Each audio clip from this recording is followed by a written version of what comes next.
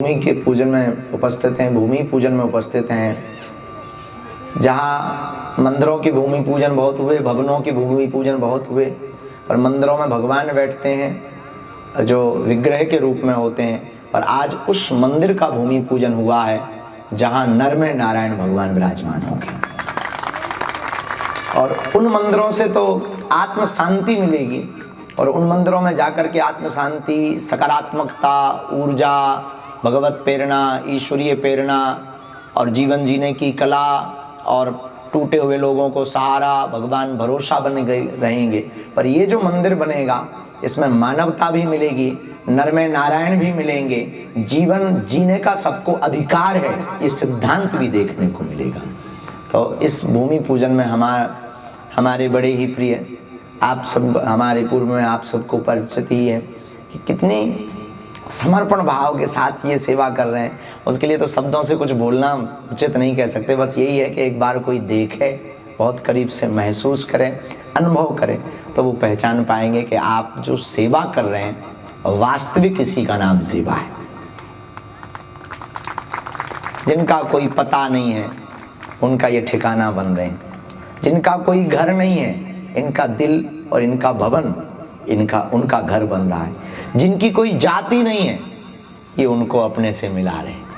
जिनकी कोई पूछताछ नहीं है उसको ये जमाने से परिचय करवा रहे हैं। जिसको कोई चाहता नहीं है उनको ये गले लगा रहे हैं।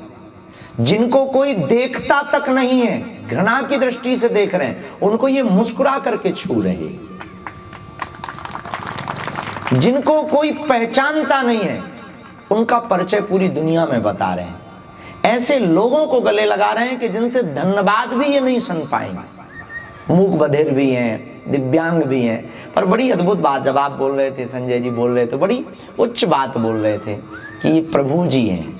हमको तब अब बड़ी अद्भुत बात लगी। प्रभु जी, बार बार प्रभु जी का जो संबोधन आप कर रहे थे, ये इनके लिए प्रभु है। कितनी अद्भुत बात है कि एक व्यक्ति बुंदेलखंड में एक नई अद्भुत क्रांति फैला रहा कि जो भगवान के दर्शन मनुष्यों में करवाने की चेतना प्रकट कर रहा है।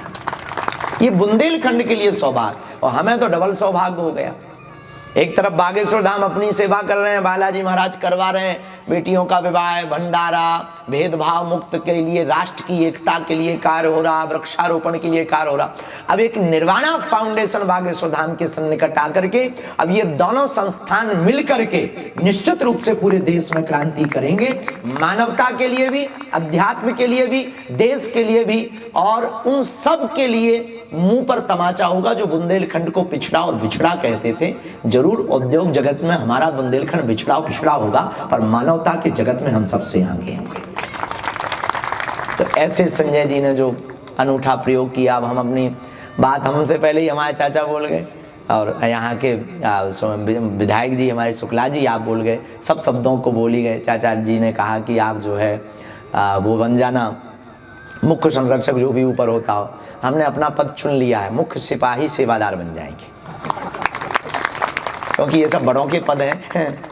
हमसे बड़े बड़े हमारे चाचा हैं, हम तो छोटे से एक सेवादार के। ये धाम और ये फाउंडेशन, निर्वाणा फाउंडेशन, दोनों अलग नहीं है, दोनों एक ही दूसरे की पूर्ति के लिए हैं, दोनों एक दूसरे के जीवन जीने की कला के लिए हैं। एक धागे के दो छोर होते हैं, तो एक छोर है बागेश्वर धाम, दूसरा छोर है निर्वाणा फाउंडेशन। जो भी हमसे भूमिका, अब कहने की बहुत बातें नहीं है, जो हमारी भूमिका हनुमान जी निभाएंगे, तो जब तक हमारे तन में प्राण है तब तक बागेश्वर धाम निर्वाणा फाउंडेशन साथ साथ सेवा करेगा। और हमें भरोसा है कि आज हम सब यहाँ पर बहन जी भी बैठी हुई हैं और डॉक्टर्स भी बैठे हुए हैं, समिति के सदस्य भी, जब आपने परिचय करवाया संजय जी ने, और डॉक्टर्स भी बैठे, गणमान्य लोग भी बैठे, आपकी फाउंडेशन के सदस्य भी बैठे हैं, वो लोग भी बैठे हैं जो गिलहरी की भूमिका निभा रहे हैं, वो लोग भी बैठे हैं जो दर्शन करने आए, वो लोग भी आए हैं जो केवल देखने आए। लेकिन अद्भुत बात ये, पत्रकार जगत से भी लोग बैठे हैं, अद्भुत बात यह है कि हमारे अपने छतरपुर में एक ऐसी मिसाल पेश हो रही है कि दुनिया जिसको दुत्कार देती है, जिनसे घृणा करती है, जिनको दूर कर देती है, उनको हम गले लगाएंगे और इस क्रांति को पूरी दुनिया तक पहुंचाएंगे। और जब भारत के लोग और इस बुंदेलखंड के बारे में इस विषय को देखेंगे, इस सेवा को देखेंगे, तो हमें ये भरोसा है जो हमारे अध्यात्म ने कहा, जो रामायण ने कहा, जो गीता ने कहा, जो पुराण ने कहा कि सब में राम है, सिया राम में सब जग जानी, करो प्रणाम जोर जुग पानी। इस चौपाई को चरितार्थ अगर किसी ने किया है तो वो निर्वाणा फाउंडेशन ने चरितार्थ किया। एक छोटी सी कथा से आपको बात समझ आ जाएगी, क्योंकि बहुत ज्यादा भूमिका की आपको जरूरत नहीं। किसी गांव में एक बहुत अमीर आदमी रहता था। वो बहुत भक्त भाव का था, बहुत श्रद्धालु था, भगवान के प्रति बड़ी उसकी निष्ठा थी, भगवान से बहुत प्रेम करता था, ठाकुर जी से बहुत प्रेम करता था, पूजा करता था, पाठ करता था। नित्य भगवान को जब तक जल ना चढ़ाए तब तक पानी नहीं पीता, जब तक दर्शन ना करे तब तक वो भोजन नहीं करता, जब तक वो भगवान के यहाँ पर माथा ना टेके तब तक अपनी दुकान को भी नहीं खोलता। बहुत साधारण सा जीवन जीने वाला आदमी जीता था। किसी दिन उसने अपने लोटा में जल लिया और जल चढ़ाने के लिए जा ही रहा था मंदिर में, तब तक दरवाजे के पास में पहुंचने के पूर्व में एक दीनहीन भिखारी मिल गया। उसने कहा कि भाई लोटा में क्या है? उसने कहा जल है। उसने कहा हमको प्यास बहुत लगी है, पिला दो। उसने कहा देखो हम पिला तो देंगे, पर ये वाला तो नहीं हम जल पिला सकते हैं, क्योंकि ये तो भगवान के रुद्राभिषेक का जल है, हम शंकर जी के लिए लाए हैं, इससे हम रुद्राभिषेक करेंगे, तो तुम ठहरो, हम रुद्राभिषेक कर लें, हम इसके बाद में तुम्हारी व्यवस्था करते हैं। वो मंदिर में गया तो भोले बाबा का जो विग्रह था वो रोता हुआ आंसू ढड़का रहा था। तो उसने पूछा क्या बात है? उसकी भक्त की बात मन से होती है, वार्ता होती है, तो वो मन ही मन से भगवान से पूछने लगा कि क्या बात है, आप बड़े उदास दिखाई पड़ रहे हो, आपकी आंखों से आंसू बह रहे हैं, कुछ कष्ट है, कोई पीड़ा है, हमसे कोई अपराध हो गया, हमसे कोई भूल हो गई जो आज आप ऐसा चेहरा? आप तो त्रिभुवनपति हैं, आप तो भोले बाबा हैं, भंडारी हैं, आप तो सदा प्रसन्नम रहते हैं, सदा प्रसन्न रहते हैं, मुस्कुराते हुए रहते हैं, आज तक ऐसा चेहरा देखा नहीं है। भोले बाबा ने कहा कि और तो सब ठीक है, तुम हमारे भगत हो, बहुत अच्छा है, लेकिन आज हम बहुत प्यासे हैं। तो बोले प्यासे हो तो कोई दिक्कत नहीं, हम जल लाए हैं, आप ग्रहण करो। उसने कहा कि नहीं नहीं नहीं, हम प्यासे हैं और आपने जल हमको दिया नहीं। महाराज कैसी बात करते हैं, हम लाए हैं ना, आप ग्रहण तो करो। तब भोले बाबा ने कहा एक रूप में हमने बाहर भी तो तुमसे मांगा था, वहां तो तुमने जल पिलाया नहीं, अंदर आकर के तुम कितने भी लोटों का जल, कितनी भी बाल्टियों का जल चढ़ा दो, शायद अब हमारी तृप्ति नहीं होगी। इस कथा का सारांश यही है कि जो नर में नारायण की तृप्ति ना कर पाए वो मंदिरों की पूजा से परमात्मा की प्राप्ति क्या कर पाएगा। इसलिए ये जो संजय जी ने कार्य किया, निश्चित रूप से हमें लगता है ये कथा को चरितार्थ आपने किया कि वो मंदिर में बैठे परमात्मा के लिए तो बहुत भगत हैं, इनके लिए तो एक निर्वाणा फाउंडेशन ही हो सकती है जो ऐसा कार्य कर रही है। हमारी जो भी गिलहरी की भूमिका होगी, उस भूमिका के साथ निर्वाणा फाउंडेशन और बागेश्वर धाम परिवार मिल करके उन लोगों के लिए हम सेवा सब मिल के करेंगे। और सबसे प्रार्थना है थोड़ा थोड़ा सा भी आपके घर में, जो आज हमको अभी दिखा रहे थे, जरा दिखाओ ना, आप लोग मोमबत्ती लाते हो, आप लोग लालटेन लाते हो, आप लोग ये सब सजाने के लिए सामान खरीदते हो, क्रय करते हो, बड़े महंगे महंगे ब्रांड पे जीते हो। आजकल अमीर लोग तो ब्रांड पे ही जीते हैं, ब्रांड का जमाना है। पर आज एक नया प्रयोग किया है निर्वाणा फाउंडेशन के इन बच्चों ने। लोग कहते हैं ये दिव्यांग हैं, ये मूक बधिर हैं, जरा देखो तो ये कितना बोल रहे हैं, बस कोई सुनने वाला होना चाहिए।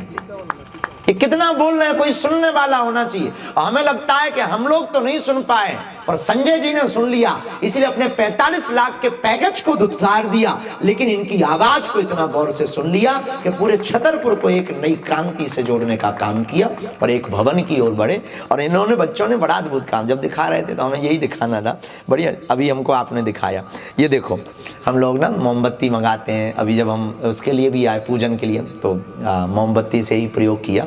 हमें लगता है इन बच्चों के लिए बहुत अच्छा एक ये प्रयोग होगा कि आप इस संस्थान को अपने बल पर खड़ा करना चाहते हैं तो बच्चों ने कपों में भी मोमबत्ती बनाई है, ये बनाना सीखी और बहुत सुंदर सी है। इनके जब नन्हे नन्हे हाथ लगे होंगे और नन्हे नन्हे हाथों से इन्होंने बनाई होगी बाती, जब इन्होंने अपने हाथों से रखी होगी इन बेटियों ने, तब एक नई प्रसन्नता के साथ रखी होगी। हमें लगता है वो वाली मोमबत्ती तो मशीनें बनाती हैं, तो मशीनों में कई बार वो नहीं होता है फीलिंग, भावनाएं नहीं होती हैं, भावना लेस होती है मशीन। ये तो इंसान रूपी मशीन ने बनाई है, इसमें भावना भी है, इसमें प्रेम भी है, इसमें समर्पण भी है। हमें लगता कि अगर इन सब का हम अपने अपने घरों में आज से ही प्रयोग शुरू कर दें तो बहुत सा सहयोग बिना आपकी जेब खर्च काटे हुए भी हो जाएगा। ऐसा भी प्रयोग कर सकते हैं। ये जो सेवा कर रहे हैं बहुत अद्भुत है, हम तो भैया लेंगे आज से। तो आप लोग भी इस सबको हम कहेंगे कि एक एक जरूर ये प्रयोग करना चाहिए। बाकी जितनी मदद हो सके वो तो करो ही। आप ऐसे भी मदद कर सकते हो। तो ये अपने बल पे खड़ी होगी संस्था, अपने बल पर इसको खड़ा करना बहुत जरूरी है। जब ये इस प्रकार की ये देखेंगे, वो आता है हैप्पी वाला बर्थडे, आप तुरंत जाते हो कि अच्छी सी मोमबत्ती दो, बढ़िया वाली केक दो, तब वो फूकेंगे। क्या गजब का ज़माना आ गया। मोमबत्ती फूंक करके जो है, दीपक बुझा करके लोग उत्सव मना रहे हैं, जन्मदिन मना रहे हैं। बल्कि हमारी संस्कृति कहती है कि दीप जला करके मनाना चाहिए, क्योंकि हम अंधेरे में जीने वाले लोग नहीं हैं, हम लोग अंधेरे से प्रकाश में आने वाले लोग हैं। और आज की पाश्चात्य संस्कृति प्रकाश से अंधेरे में जाने वाली बन रही है। तो हमें लगता है कि जब भी ऐसा उत्सव अपने घर में हो गए, कोई भी उत्सव हो गए, इनका ये छोटा छोटा प्रयोग अगर करें, इनको जला करके रखें, 11 किसी को बांट दें, कभी बेटियों को बांट दें। हम तो 251 बेटियों को ये बांटने वाले, अभी अभी हमने विचार कर लिया बैठे बैठे। 251 बेटियों का जो विवाह होगा उसमें बांटेंगे। वो छोटा मोटा कप नहीं बांटेंगे, ये केतली बांटेंगे, और इसमें भी दीपक है। तो ये अगर प्रयोग यहाँ से होगा तो हमें लगता कि बहुत अच्छे तरीके से मानव सेवा भी होगी और हम सब इसमें मदद करें। प्रवचन की चर्चा तो हो ही गई है, तो सब सुनाई दिया, चाचा ने सुना दिया, आपने भी अपनी बात रख दी। और कितना मार्मिक दृश्य था कि आप 2 वर्ष तक जो जीवन जिए, आपने प्रण ले लिया कि अब ऐसा कोई जीवन न जिए। कितनी अद्भुत प्रेरणा है कि जो आपने भोग लिया। अब जैसे हमारे जीवन में कन्या विवाह का प्रादुर्भाव ऐसे ही हुआ, बेटियों का विवाह कि हमने अपनी बहन के विवाह को बहुत नज़दीक से देखा, तो हमने प्रण ठान लिया था कि अब किसी की बहन का विवाह जैसे हमने बहुत अभाव में किया, बहुत परेशानी में किया, ऐसा किसी भी भाई को ना रोना पड़े। तो भगवान की ऐसी कृपा, हर साल सब लोग छोटा छोटा सहयोग करते हो जाता है। अब इन्होंने कितना अद्भुत प्रयोग किया कि 2 साल आप रोड पर रहे, जो दुख आपने भोगा, अब आपने विचार कर लिया कि इस देश की सड़कों पर जिनका कोई नहीं है, उनका निर्वाणा फाउंडेशन परिवार होगा। इसके लिए बहुत बहुत धन्यवाद, आपको भी बहुत धन्यवाद। बाकी तो हम मुख्य सेवादार बने ही गए हैं।